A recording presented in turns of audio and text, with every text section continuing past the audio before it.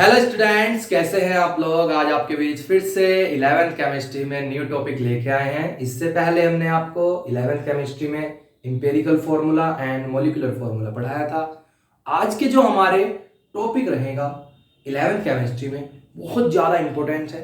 Numerical based question आते हैं उस पर एग्जाम के अंदर। जो आपका आज का टॉपिक है वो आपका है स्टोइकियोमेट्री एंड लिमिटिंग रिएजेंट। ठीक है, सबसे पहले हम आपको स्टोइकियोमेट्री बताते हैं क्या होता है। ठीक है, उसके बाद हम पढ़ेंगे लिमिटिंग रिएजेंट। लिमिटिंग रिएजेंट जो है वे आपका एक बहुत ही अच्छा टॉपिक है और एग्जाम में उससे क्वेश्चन लगभग आ ही जाता है। ठीक है, स्टोइकियोमेट्री से भी बहुत सवाल आते हैं आपके न्यूमेरिकल्स, ठीक है, एग्जाम के अंदर। तो स्टार्ट करते हैं। सबसे पहले हम समझते हैं what is the stoichiometry. Stoichiometry क्या होता है, कई बार स्टोइकियोमेट्री स्टोइकियोमेट्री भी बोल देते हैं, कोई बात नहीं, ठीक है, स्टोइकियोमेट्री है वैसे तो। What is the stoichiometry. Stoichiometry समझने से पहले थोड़ा एक केमिकल रिएक्शन पढ़ते हैं। मान लीजिए हमारे पास कोई रिएक्टेंट ए है जिसने बी के साथ रिएक्ट करा और क्या बना लिया, एक प्रोडक्ट सी और डी बना लिया। क्या बना लिया, एक सी और डी बना लिया। ठीक है, तो जो स्टोइकियोमेट्री है वो आपका एक रिलेशन बताता है। वो आपका एक क्या बताता है, रिलेशन बताता है between the reactant and molecules, between the reactant and product in the terms of moles, ठीक है, मासेस, मॉलिक्यूल्स एंड वॉल्यूम। मतलब कि क्वांटिटेटिव रिलेशनशिप बताता है आपका stoichiometry between the reactant and product in the terms of moles, masses, molecules and volumes। ठीक है, समझ में आई बात। तो कैसे, मतलब कि कोई रिएक्शन हो रही है, उसने ये बोल दिया कि ए के यहां पर 1 मोल है, तो बी के कितने मोल, अगर बी के कितने हैं यहां पे 2 मोल है, तो सी के कितने मोल बनेंगे, ऐसा क्वेश्चन पूछ सकता है। मोल नहीं दिया तो उसने बोल दिया कि 4 ग्राम ए 8 ग्राम बी से रिएक्ट कर रहा है, तो आपका सी और डी कितने कितने ग्राम बनेगा अकॉर्डिंग टू इक्वेशन। तो ग्राम ग्राम में मास में पूछ सकता है। फिर वो कह देगा कि एक मॉलिक्यूल बी के 3 मॉलिक्यूल से रिएक्ट कर रहा है, तो सी के कितने मॉलिक्यूल बनेंगे। ऐसे ही वॉल्यूम भी दे सकता है। तो ये quantitative relationship between the reactant and product जो हम सोल्व करते हैं वो किससे करते हैं, वो हेल्प से करते हैं हम स्टोइकियोमेट्री की हेल्प से। समझ गए। कई बार ऐसा भी हो सकता है कि वो आपको यहाँ पे मास दे देगा और इसका वॉल्यूम पूछ लेगा कि बताओ सी और डी का कितना वॉल्यूम बनेगा या सी का कितना वॉल्यूम बनेगा। तो ये जानकारी हमें किससे मिलती है, आपकी स्टोइकियोमेट्री से। ठीक है, स्टोइकियोमेट्री पे न्यूमेरिकल बेस होते हैं, mass relationship, mass volume relationship, volume relationship के क्वेश्चन आएंगे, ये हम आपको कराएंगे नेक्स्ट वीडियो में।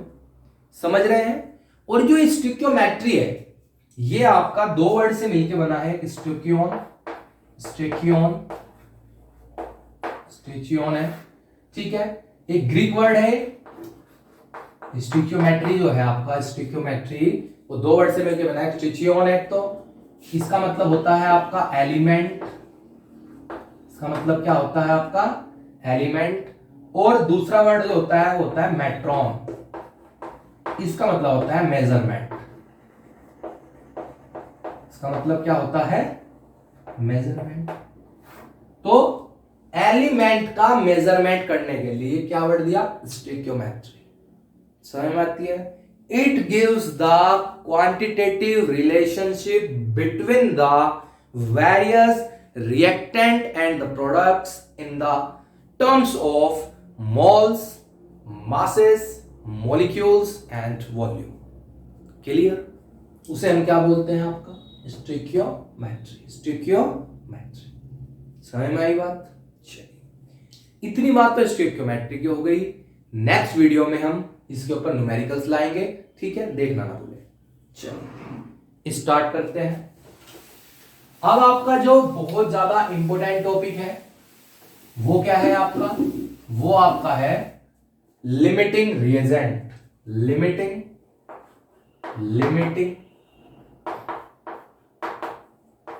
रिएजेंट।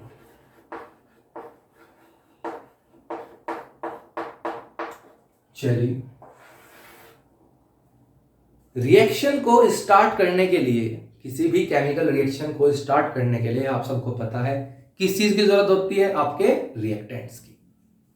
तो जो रिएक्टेंट्स लिमिट में हो, ठीक है, जो रिएजेंट आपका कैसा हो, लिमिट में हो, जिसकी कंसंट्रेशन पे डिपेंड करता हो कि कितना प्रोडक्ट बनेगा, और जो केमिकल रिएक्शन में पहले टोटली कंज्यूम हो जाता है, या पहले क्या हो जाता है, रिएक्शन में खत्म हो जाता है, उसे हम क्या बोलते हैं, आपका लिमिटिंग रिएजेंट बोलते हैं। क्या बोलते हैं, आपका लिमिटिंग रिएजेंट।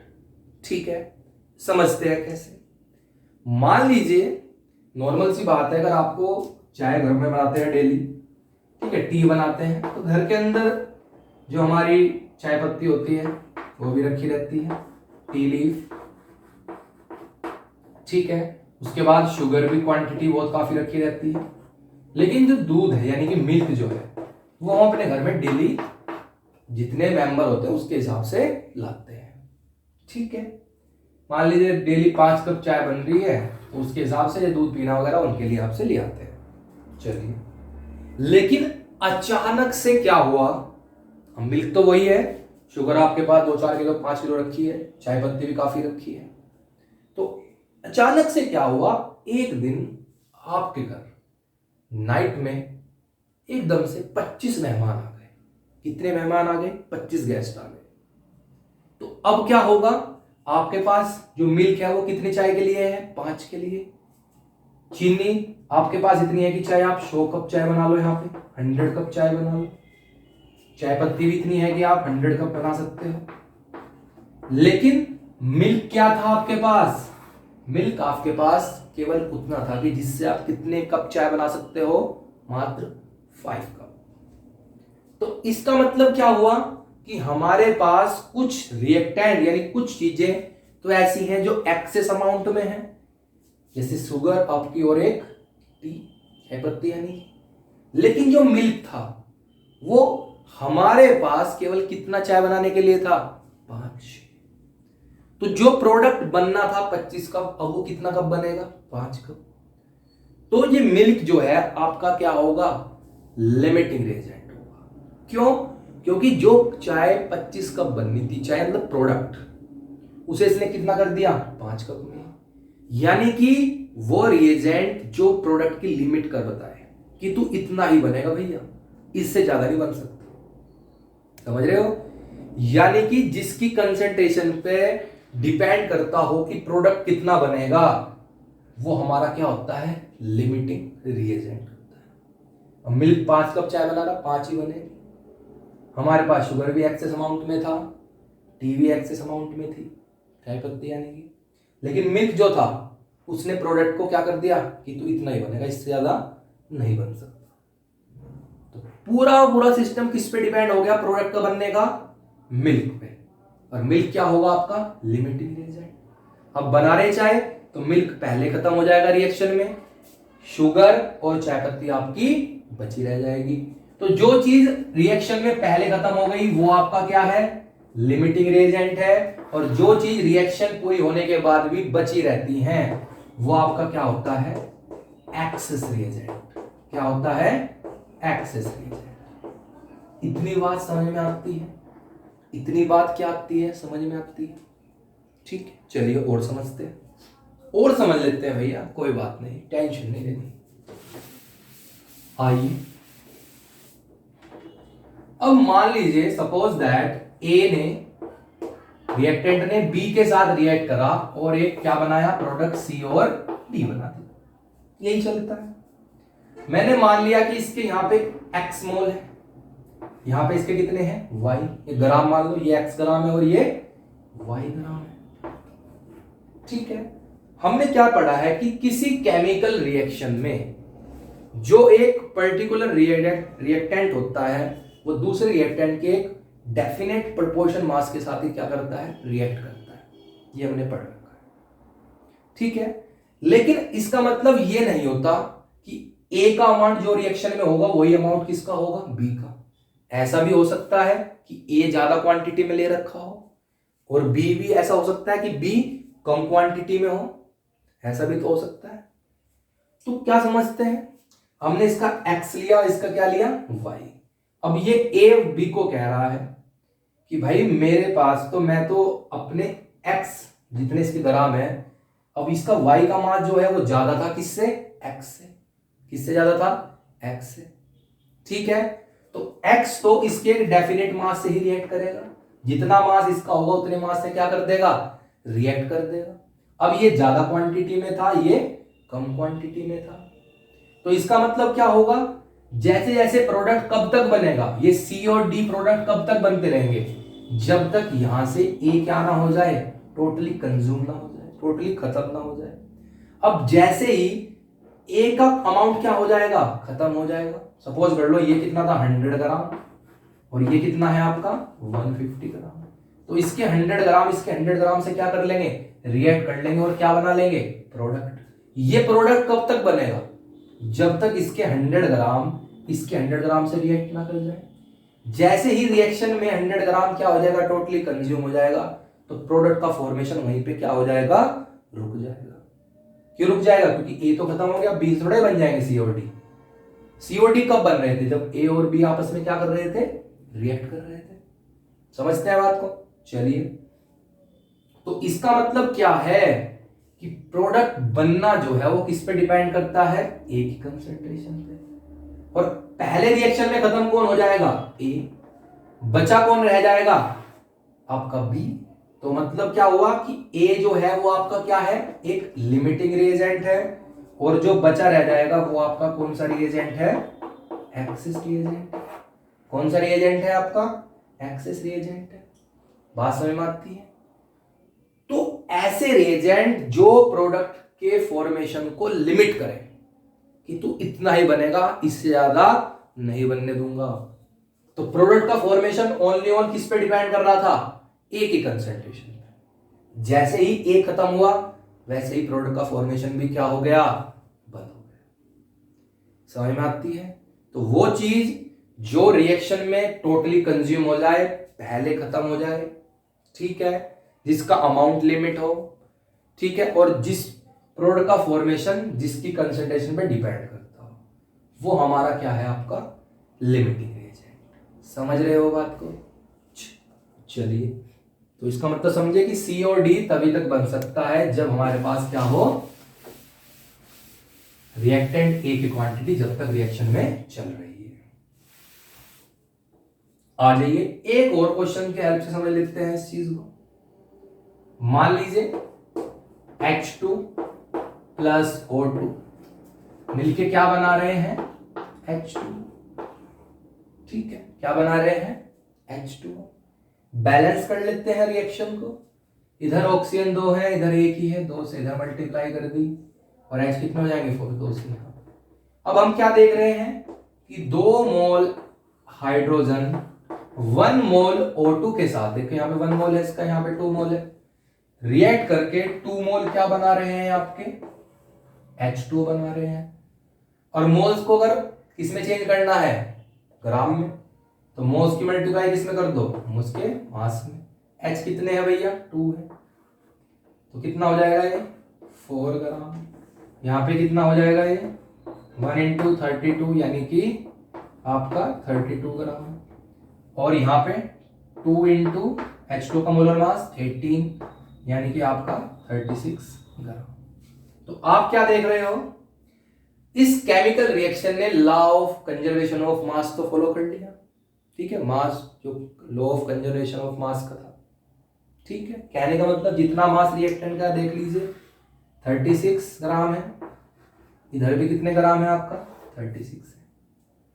तो इससे क्या समझे कि 4 ग्राम आपकी हाइड्रोजन 32 ग्राम ऑक्सीजन के साथ रिएक्ट करके आपका 36 ग्राम क्या बनाती है, वाटर बनाती है। क्या बनाती है, वाटर बनाती है। अब मैंने क्या किया, मैंने इस रिएक्शन को ऐसे लिख दिया दोबारा से कि H2 plus O2 is equal to H2, कितने लिख लिया भैया, H2। अब मैंने यहां पे हाइड्रोजन तो कितने लिख दी बैलेंस करने के बाद, हाइड्रोजन तो 4 ग्राम ले ली, हाइड्रोजन कितनी ले ली भैया 4 ग्राम, लेकिन ऑक्सीजन कितनी रख ली यहां पे 16 ग्राम, कितनी रख ली 16 ग्राम, ये रख लिया। ठीक है, तो H2 जितना बनेगा बन जाएगा, उसके हिसाब से देख लेंगे बाद में। तो आपने क्या देखा कि इस रिएक्शन में ऊपर वाली में कि 4 ग्राम हाइड्रोजन को कितने ग्राम उसकी ऑक्सीजन की जरूरत है, कितने ग्राम ऑक्सीजन की जरूरत पड़ रही है 32 ग्राम की। लेकिन यहां पे क्या होगा कि 4 ग्राम तो हाइड्रोजन ले ली, लेकिन ऑक्सीजन कितने ग्राम ली हमने यहां पे मात्र 16 ग्राम। तो इसका मतलब क्या होगा कि 4 ग्राम को रिएक्ट करने के लिए कितने ग्राम चाहिएगी हाइड्रोजन 32, कितने ग्राम चाहिएगी 32, लेकिन यहां पे हमें कितने पास हमारे पास कितनी है 16 ग्राम है। इसका मतलब क्या होगा समझते हैं कि 4 ग्राम ने तो रिएक्ट करा कितने के साथ भैया 32 ग्राम के साथ करा था। ठीक है, तो 1 ग्राम कितने के साथ करेगी भैया 32/4 यानी कि 8 के साथ। ठीक है, 8 ग्राम हाइड्रोजन।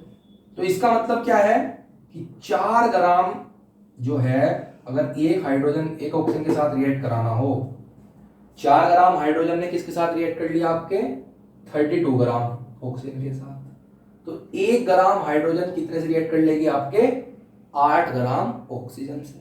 कितने से कर लेगी 8 ग्राम से, समझ गए। लेकिन यहां पे ऑक्सीजन कितनी है 16, कितनी ऑक्सीजन है 16 है। तो इसका मतलब क्या होगा समझते हैं कि 4 के लिए 32 चाहिए थी, तो यहां पे हमने इसका अमाउंट क्या कर दिया हाफ, तो इसका अमाउंट भी क्या करना चाहिए हाफ करना चाहिए, क्या करना चाहिए हाफ। तो 2 ग्राम हाइड्रोजन कितने से रिएक्ट करेगी 16 ग्राम से। तो आप क्या देख रहे हैं कि इस रिएक्शन में जो हाइड्रोजन का अमाउंट था, हाइड्रोजन का अमाउंट था वो ज्यादा था। क्यों? क्योंकि 2 ग्राम ही आपकी 16 ग्राम से रिएक्ट करेगी, बाकी जो 2 ग्राम है वो रिएक्शन में बचा रह जाएगा। समझ रहे हैं? अकॉर्डिंग टू इक्वेशन दोबारा देख लो आप, इस इक्वेशन में 4 ग्राम हाइड्रोजन 32 ग्राम किससे रिएक्ट कर रही है O2 से, लेकिन हमने यहाँ हाइड्रोजन तो 4 ग्राम ही रख दी, लेकिन ऑक्सीजन कितनी ले ली 16 ग्राम। तो इसका मतलब क्या होगा कि ये 4 तो 32 से रिएक्ट कर रही थी हाइड्रोजन, यहाँ पे आपने 16 कर दिया, तो ये हाफ हो गया, तो ये भी क्या कर दिया मैंने हाफ। इसका मतलब क्या होगा कि 16 ग्राम ऑक्सीजन से केवल और केवल कितने मोल कितने ग्राम रिएक्शन करेगी हाइड्रोजन 2 ग्राम, कितने ग्राम 2 ग्राम, और ली कितनी रखी है रिएक्शन में 4 ग्राम। तो इसका मतलब क्या होगा ये पूरा का पूरा तो यहाँ पे क्या हो जाएगी ऑक्सीजन खत्म हो जाएगी, और हाइड्रोजन का कितना अमाउंट बचा रह जाएगा आपका 2 ग्राम। तो इसका मतलब क्या समझे कि ऑक्सीजन जो है वो आपका क्या होगा लिमिटिंग रिएजेंट होगा Lr, और जो हाइड्रोजन जो बची रह जाएगी वो आपका क्या होगा एक्सेस रिएजेंट होगा। क्या होगा एक्सेस रिएजेंट। समझ में आई बात? ठीक है, तो ये भी एक लिमिटिंग रिएजेंट की बात थी। तो रिएक्शन में देख लेना जो कंप्लीटली रिएक्ट कर जाएगा वो लिमिटिंग रिएजेंट, और जो बचा रह जाएगा वो आपका एक्सेस रिएजेंट। ऐसे ही एक और एग्जांपल देख लेते हैं, combustion of methane, combustion of methane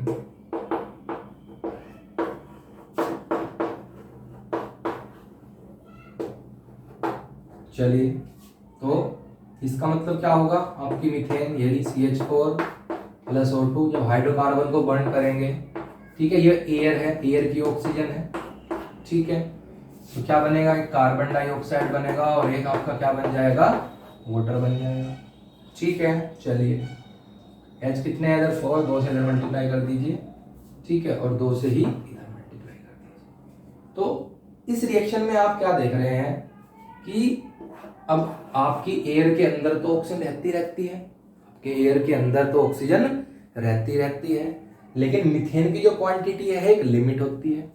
methane की क्वांटिटी क्या है एनवायरनमेंट में लिमिट होती है, ठीक है, कहीं बन रही है कहीं नहीं बन रही है। मार्स गैस भी बोल देते हैं, दलदल वाले स्थानों पर सड़े गले स्थानों पर ये गैस बनती है, तो कहीं पे बन रही होगी कहीं पे नहीं बन रही होगी। तो लेकिन एयर तो एनवायरनमेंट में रहती है, तो क्या होगा ये एयर जो है ऐसे कंप्लीटली कंबशन कर देगी किसका मीथेन का और क्या बना देगी CO2 और H2O, और कंप्लीटली कंबशन करके से क्या हो जाएगा रिएक्शन में मीथेन टोटली क्या हो जाएगी कंज्यूम हो जाएगी और मीथेन रिएक्शन में क्या हो जाएगी खत्म हो जाएगी, लेकिन एयर की ऑक्सीजन तो वहीं बची रहेगी। तो इसका मतलब क्या है कि CO2 का फॉर्मेशन और वाटर का फॉर्मेशन केवल और केवल किस पे डिपेंड कर रहा है मीथेन पर, क्योंकि मीथेन क्या है एक लिमिट अमाउंट में है। ठीक, तो एयर तो वहां पे बहुत है, एयर तो आपके एटमॉस्फेयर में हमेशा रहती है। तो मीथेन का जो ये मीथेन होगी उसकी कंसंट्रेशन पे डिपेंड करेगा कि आपकी CO2 कितनी बनेगी और आपका वाटर का कितना बनेगा। जैसे ही रिएक्शन में मीथेन खत्म हो जाएगी एयर तो वहां पे रहेगी बची हुई, तो आपका CO2 और H2 का फॉर्मेशन क्या हो जाएगा बंद। तो पहले रिएक्शन में कौन कंज्यूम हुआ कौन खत्म हो गया मीथेन, तो मीथेन आपका क्या होगी एक लिमिटिंग रिएजेंट और O2 क्या है आपकी एक एक्सिस रिएजेंट है, एक क्या है एक्सिस रिएजेंट है। समझ गए बात को, इतनी बात समझ में आती है। चलिए फिर मैं ठीक है, तो ये आपका आज का स्टिक्योमेट्री और लिमिटिंग रिएजेंट की बात हुई। नेक्स्ट वीडियो में इन दोनों टॉपिक्स पर न्यूमेरिकल्स कराएंगे आपको। ठीक है, बहुत ज़्यादा इंपॉर्टेंट न्यूमेरिकल्स होते हैं, तो देखना ना भूलें नेक्स्ट वीडियो। अगर आज की वीडियो अच्छी लगे तो लाइक करें, शेयर करें और चैनल को सब्सक्राइब करते रहें। ठीक है, धन्यवाद।